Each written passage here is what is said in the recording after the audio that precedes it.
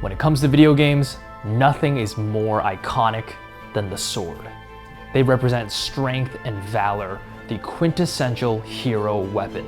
So in today's video, we're gonna test and review some fully functional replica swords from famous video games. I got myself a katana and a longsword here to kind of get some variety in it. Both are graciously provided by Swords of Northshire. They make high quality replicas of swords from movies, TV shows, as well as video games. So I wanted to check them out. Huge thank you to Swords of Northshire for sponsoring this video. Use my promo code ARMS, ARMS at checkout to get 10% off your order. I'll have links to all the swords I use in this video down in the description. All right, first up, we got a spicy one. I have here a fully functional, battle-ready version of Virgil's katana from Devil May Cry, the Yamato. Priced around 650 bucks. Like all dumb little boys, I used to love Devil May Cry. I remember when I was a kid going to KB Toys and playing the demo for the first time. The sounds of those little robotic dogs doing flips in the front of the store, accompanied by techno rock and sword slashes, is a core memory burned into my brain. And while this isn't Dante's sword, it's arguably much cooler because it's his older, more mature brother Virgil's sword of choice. I always thought it was cool that Virgil used the katana while Dante used that huge greatsword. Virgil was mysterious and exuded confidence, relying much more on skill and less brute force, kick your feet up on the table while eating pizza kind of energy. How can you sit there and eat pizza? They're basically human versions of the swords they use, classic character design. But with that said, Virgil's sword is anything but subtle, especially this version from Devil May Cry 5. From the white leather handle wrapping to the crazy badass looking Tsuba, this ain't your grandma's katana. This version's got a differentially hardened 1095 high carbon steel blade, which is pretty standard, but the Midari style hamon and blade polish is very nicely done. The hata is prominent and gives the sword a real menacing look. Whoa, slow down, babe.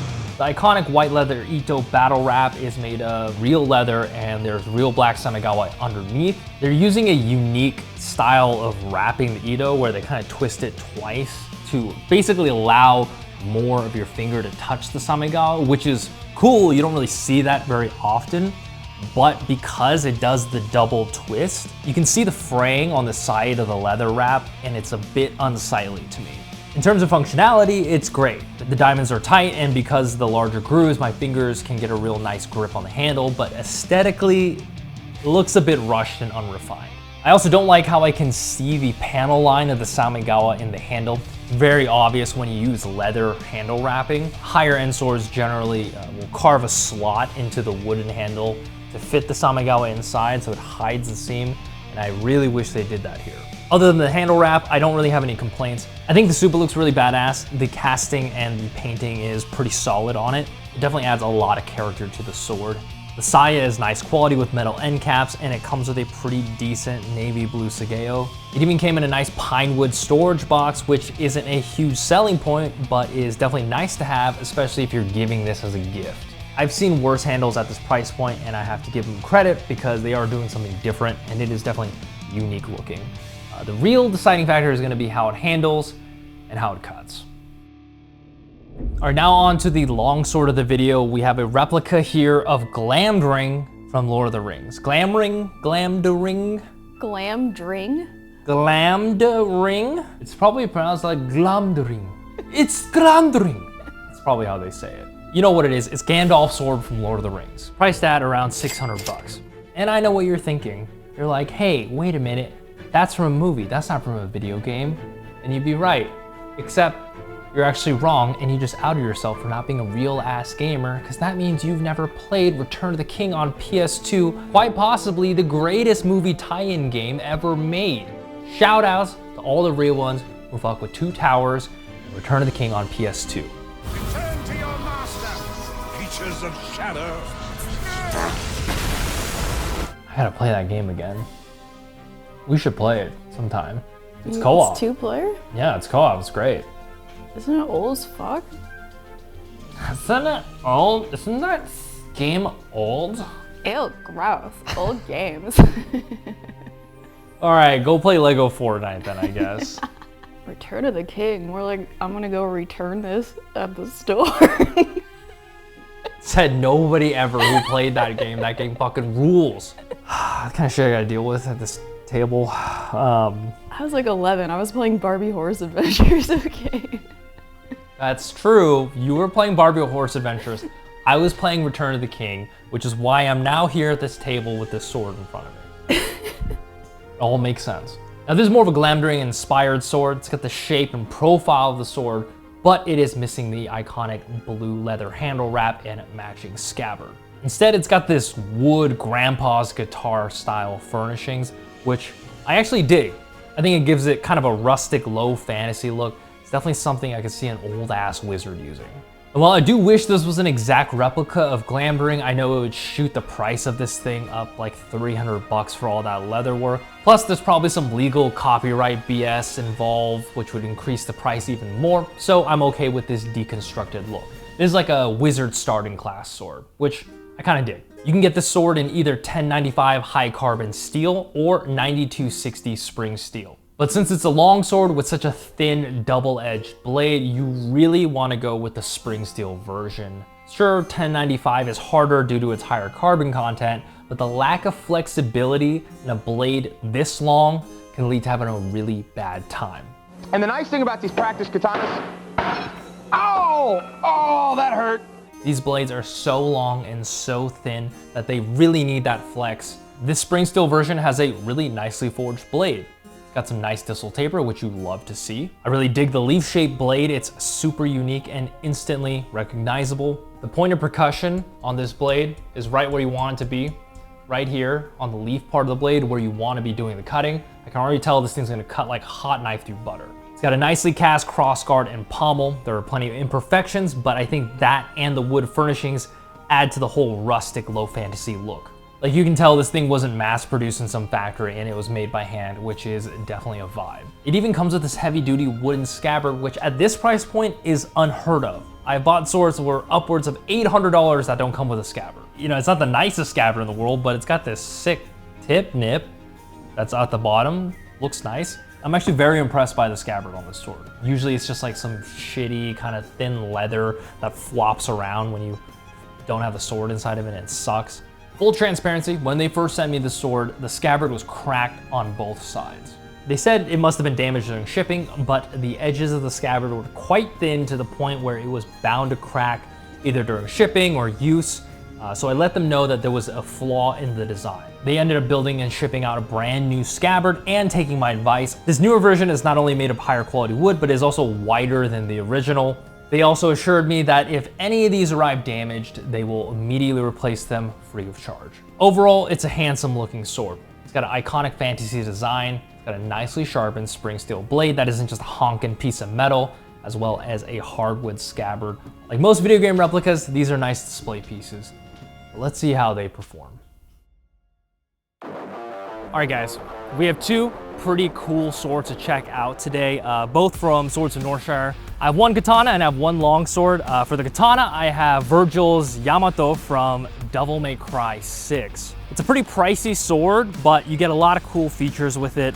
I like the look of it, the colors, everything is cool. I do wish the handle was a little nicer. Just from an aesthetic standpoint, you can see the panels, the leathers, you can kind of see it fraying a little bit, but it is very unique. In terms of handling and balance, it's not great. It has no bohee, so the blade is pretty heavy, and the Suba is pretty chunky. It's a chunky little boy, so it's got some weight to it. It's pretty tip heavy. Balance is always gonna be tough when it comes to any fantasy or video game replica because they're going for accuracy, not so much usability. The fact that this is a real ass sword and you can actually use it, it's like a secondary, but we'll see. We'll see how this thing cuts.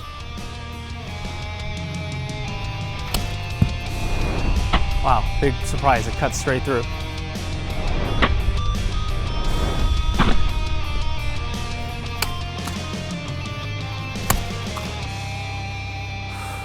All right, so it cuts, no problem. It is quite sharp. It just feels a little weird. It's pretty tip heavy, so it's a little more difficult to get a clean cut because of the balance, I feel. A little awkward. I know some people prefer swords without bohees and they prefer a heavier blade. I feel like because the handle is so thin, it just like adds to the tip heaviness of the sword, and it just kind of makes it feel a little awkward, but that's fine. You know, this is a display sword. Can't expect a video game replica to have perfect balance. I just wish there was a little more attention put into the handle. I think it really just comes down to how much you like Virgil from Devil May Cry. I think most people probably start off liking Dante, think he's like such a cool guy, but then as they get older, they're like, oh, Dante's an idiot. It's all about Virgil. All right, next up we have Glamdring. This is a Gandalf sword. Shout outs to OG, the man Gandalf himself. It's like a deconstructed Gandalf sword. It's wood fittings, still pretty sweet. I will say, what I really like about this sword, it's got this cool leaf blade. This is a super sharp sword, which is cool. And it's surprisingly really well balanced. This thing just wants to move. You know, it's pretty hefty. Look at this beast of a crossguard in this handle. But it's very maneuverable. The balance is pretty nice. It's not bad. And it's got a small fuller in it, so you get the, ooh. It's all about that whoosh. You gotta have the whoosh, right? No? Is that just me? Is that just me?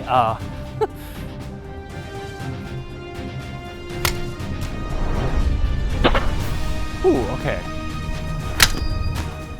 Ooh, that ting, you hear that sing? That shimmer sound. Love that shimmer sound.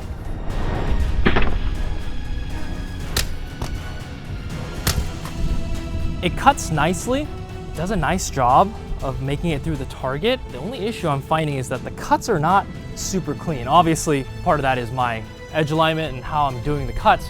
And I've noticed with long swords that there's a lot of wobble happening because of the spring steel, that when you do a cut, the sword is flexing mid-cut and like right before the cut.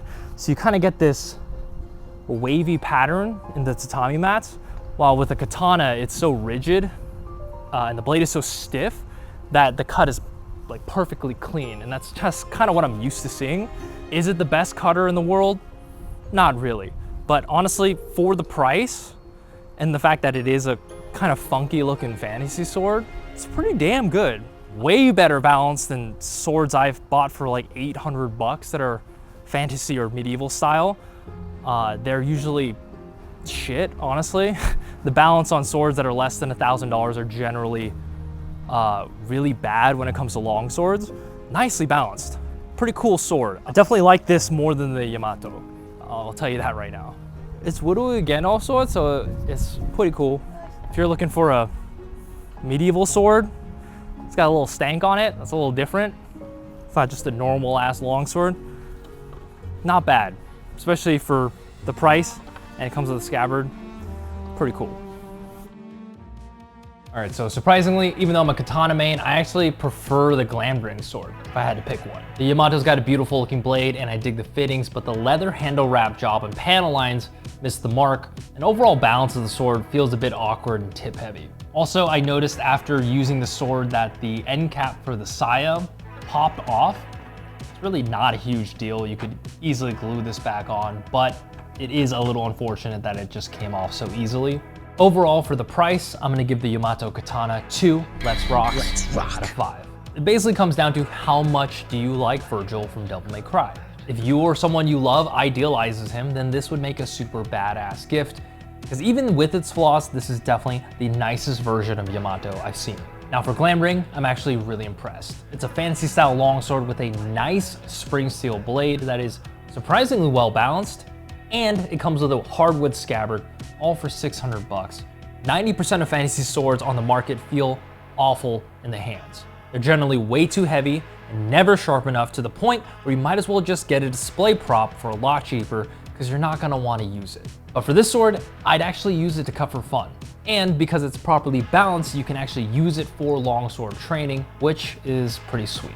So I'm gonna give the Glamdring sword 4 pieces of llama spread out of 5. It's made of quality spring steel that is nicely sharpened, and it is properly balanced. Plus, it's got a unique blade shape that stands out from the sea of historical longswords out there. Now, I know the wood furnishings aren't for everyone, but if you're into that sort of thing, then this is solid value for 600 bucks. I'll have links to both swords down in the description below if you're interested. Remember to train safely, and if you haven't played the Return of the King game on PS2, then go do that right now. I'll catch you guys in the next one. Should have been the one to fill your dark soul with light.